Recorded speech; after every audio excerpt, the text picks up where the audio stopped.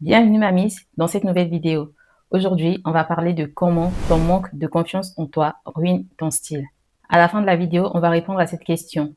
Est-ce que tu t'habilles pour plaire aux autres ou tu t'habilles pour te plaire à toi? On débute avec l'histoire de Julie. Pendant des années, Julie se considère comme un caméléon de la mode. Elle s'habille avec des pièces qui lui plaisent, qu'elle achète dès qu'elle a l'occasion. Elle achète des pièces de toutes les couleurs, des pièces avec des motifs différents, avec des coupes différentes. Jusqu'au jour où Julie se rend compte qu'elle n'a aucune orientation vestimentaire. Elle décide alors de tout changer. Et elle finit par trouver comment faire. Sauf que son manque de confiance lui pose problème et l'empêche d'y accéder. En fait, Julie, c'est moi. Maintenant, je vais t'expliquer d'où vient le problème à partir de 3 points et ensuite, sur 3 autres points, je te partagerai les solutions. Le premier problème auquel Julie a dû faire face, donc moi, dans le passé, c'est que je m'habillais pour plaire aux autres. Premièrement, habiller rime avec se couvrir. Deuxièmement, habiller rime avec être confortable aux yeux des autres. Je ne sais pas si tu as percuté, parce que lorsque tu t'habilles pour plaire aux autres, sans forcément avoir conscience, tu vas t'acheter des vêtements, t'acheter des pièces, des chaussures pour être vu et non pour te faire plaisir à toi. Et par exemple, si tu reçois un compliment sur une pièce que tu portes, tu vas te dire, ah bah tiens, ça, j'ai eu un compliment dessus. Ça sous-entend que je dois continuer à porter davantage cette pièce et à racheter aussi. Je ne sais pas si tu arrives à comprendre la nuance, c'est que ce n'est pas mauvais d'acheter une pièce sur laquelle tu as des compliments, surtout si elle te plaît, mais le problème vient du fait que tu achètes seulement parce que tu as eu des compliments, pas parce que la pièce te plaît en question. Le deuxième problème identifié, c'est que tu n'aimes pas vraiment, mais tu achètes en fonction des tendances. Là encore, j'espère que tu vas bien comprendre la subtilité parce que ce n'est pas mauvais d'acheter des pièces qui sont tendances. Ça permet de donner du peps à ton style. Le problème, c'est que si tu passes ton temps à n'acheter que des pièces tendances, tu vas tomber dans un gouffre non seulement financier, mais aussi avoir beaucoup d'affaires. Et à chaque saison, tu vas renouveler. Et tu vas passer ton temps à empiler aussi. Et au bout d'un moment, tu ne sauras même plus quoi faire de toutes les pièces que tu as, juste parce que à chaque saison, tu investis dans des pièces qui sont tendances. Que des pièces qui sont tendances. À chaque fois, tu te dis, en fait, ça, c'est tendance. Je vais n'acheter que ça. Et puis, les autres affaires, je les range au placard ou sinon, je m'en débarrasse et ça n'arrange pas nos affaires. La troisième raison, c'est que tu achètes au hasard et par pulsion. Je sais que ça fait deux raisons en une, mais je trouvais que ça allait bien ensemble. En fait, tu achètes au hasard, par exemple, tu dis, oh, je vais faire du lèche-vitrine aujourd'hui. Et là, tu rentres dans le magasin, tu sors avec des pièces que tu n'avais même pas prévu d'acheter, tu as juste regardé, ça t'a plu et hop, tu as pris, tu as payé et puis voilà, hop, c'est fini. Finito pipo, on avance. Une fois à la maison, tu commences à réfléchir et tu te demandes, mais en fait, j'ai pas besoin de ce haut, j'ai pas besoin de cette blouse. J'ai presque la même pièce, mais en fait, ça me plaît pas tant que ça. Mais je n'ai pas très envie de la ramener au magasin. Et là, hop, ça reste dans un coin avec l'étiquette et puis voilà. Finito pipo, tu viens de jeter littéralement 50 € à la poubelle et ça va dormir dans ton placard. Par exemple, tu vas aller dans les magasins, encore faire du lèche-vitrine et tu regardes une belle pièce qui te fait de l'œil et tu te dis, c'est la dernière pièce, c'est ma taille, c'est vraiment le signe du destin.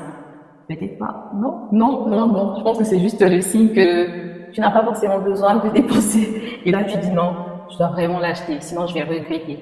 Et là, c'est la pulsion qui sort et hop, tu achètes et puis tu rentres chez toi, tu commences à apprécier, tu dis, bon, en fait, j'aime bien son plus, mais je vais apprendre à l'aimer, hein, ce beau petit haut, cette belle petite paire de chaussures avec des motifs qui ne me plaisent pas trop, mais je vais quand même apprendre à l'aimer. Et après, tu vas porter la pièce peut-être une fois, deux fois par an, et puis c'est tout. Tu fais tout au hasard, tu n'as pas de plan, tu n'as pas de liste, et ça, on veut pas. Maintenant, je vais te partager 3 solutions pour remédier à ça et ne pas laisser ton manque de confiance en toi te ruiner ton style. La première solution, c'est de définir ton style. Je n'ai pas une liste exhaustive, mais par exemple, ça peut être pour toi, tu as envie de t'habiller chic quotidiennement et le week-end décontracté. Et ça peut être aussi un style streetwear que tu optes la semaine et le week-end autre chose ou bien toute la semaine. Tu choisis, tu fais ton choix, ce qui te plaît, ce qui te fait envie et puis dis-toi que tu as le droit de changer d'avis dans 1 an, 2 ans, 3 ans si vraiment tu trouves que ça ne te convient pas du tout, que tu t'es trompé. Tout le monde fait des erreurs et c'est souvent comme ça qu'on apprend. Le fait de définir ton style, ça va vraiment t'aider à te cadrer. Parce que si tu n'as pas un style défini ou un style qui domine, par exemple, tu peux avoir un côté chic, rock, ça va bien ensemble, tu peux trouver un moyen de les combiner. Au moins, tu as ça en tête et tu sais que quand tu vas faire du shopping, tu vas privilégier telle pièce ou telle pièce. Être dans le brouillard et acheter au hasard, et juste comme ça, oh tiens, je vais acheter ça, ah tiens, ça peut être bien, ah tiens, ça, j'ai vu ça sur telle personne, ça peut être bien. Et en plus de définir ton style aussi, je te conseille de connaître ta morphologie. Par exemple, moi, j'ai une morphologie en H, donc je sais qu'il y a des pièces qui me mettent plus en valeur que d'autres. Cela n'empêche pas que je puisse porter des pièces qui me mettent pas forcément en valeur. Après, je combine avec d'autres pièces pour casser un peu et enlever le côté c'est une pièce qui va pas à ma morphologie. Le deuxième point que je tenais à te partager, c'est d'être flexible. On enlève la rigidité et on est flexible. Parce que plus tu es flexible, en fait, moins tu vas te mettre la pression et te dire purée, je me suis mis comme style d'être chic et rock aussi.